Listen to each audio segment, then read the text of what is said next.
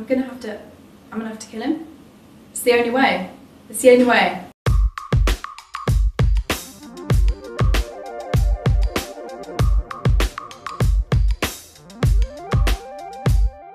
Chris, you were very successful on the pitch, but Camilla, is he also successful in the romance department?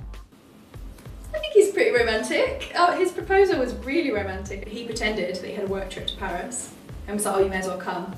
I was like, okay. And he'd booked a box at the Palais Garnier in Paris. And like at half time, like I was eating a panini. I was like halfway through, like turned around and he was down on one knee. Yeah, it's really sweet. More a planner, I think, than a romantic, I think. Yeah. Neither of us are like that though. We're British. We're just like, oh, I love you very much. The only time I'd say we're a bit PDA in public is like, you know when you're queuing for like the supermarket or something, yeah. When I'm in a queue, I just want to cuddle him and he's like, we're in public. And I'm like, oh, I love you so much in this queue. Camilla, your second album was titled Moments. Can you tell us some special moments that you shared with Chris? Because of our jobs, you know, we do so many amazing things that you never thought you'd ever get to do. Like I spent the first few years of my life on a council estate, and now I sing for the Queen.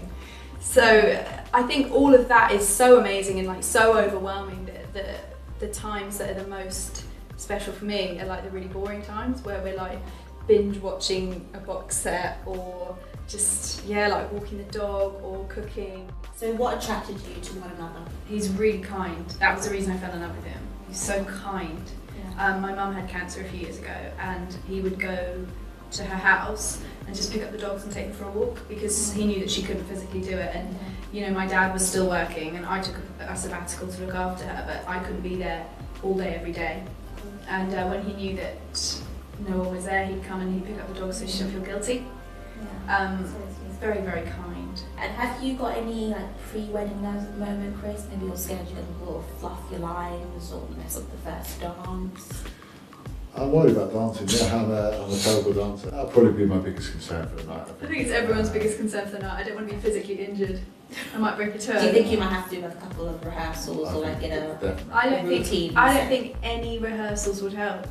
And I think with a wedding, we're potentially looking at real close, intimate, and probably another good party somewhere. I just sort of think like weddings and everything for people like me and people like us, it's just as much about our families having an amazing time as us.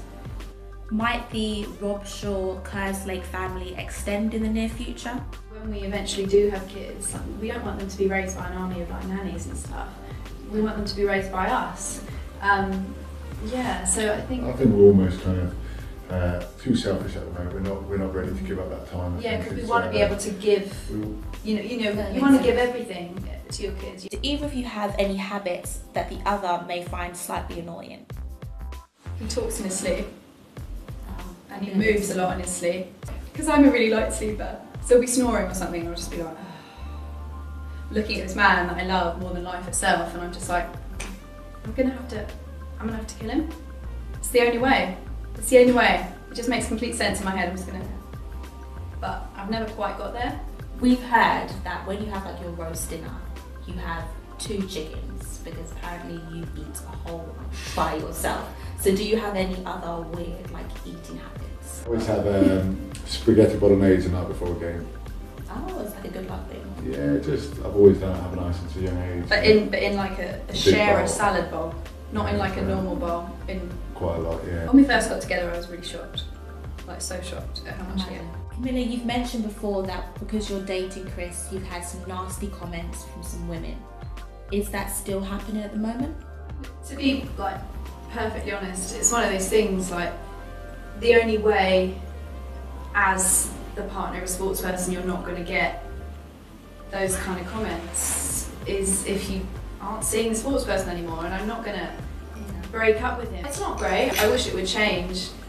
It's not, I think, very healthy for you as a human to have every single aspect of you, you know, your career, your friendships, your life, your personality completely summed up by what your partner does for a job.